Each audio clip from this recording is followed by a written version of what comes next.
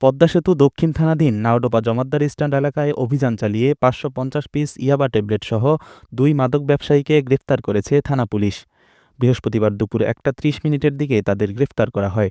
গ্রেফতারকৃতরা হলেন মাদারীপুর জেলার শিবচর থানার উখিল উদ্দিন মুন্সিকান্দি এলাকার মৃত আবুল কালাম হাওলাদারের ছেলে মোহাম্মদ ইমরান ও একই এলাকার হাজী আব্দুল খালেক মৃধার ছেলে মোহাম্মদ পলাশ। থানা পুলিশ ও স্থানীয় সূত্রে জানা যায়, তারা দীর্ঘদিন ধরে মাদক ব্যবসার সঙ্গে জড়িত ছিলেন। অভিযানের সময় তাদের কাছ থেকে ৫৫০ পিস ইয়াবা ট্যাবলেট উদ্ধার করা হয়। পদ্মা সেতু দক্ষিণ থানার অফিসার ইনচার্জ নকিব আকরাম হোসেন বলেন, মাদক বিরোধী অভিযানের অংশ হিসেবে গোপন সংবাদের ভিত্তিতে এ অভিযান পরিচালনা করা হয়।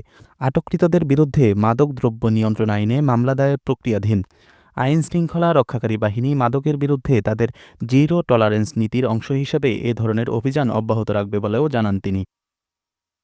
ইলিয়াস মাহমুদ, নিউজ ডেস্ক, হুঙ্কার ডিজিটাল।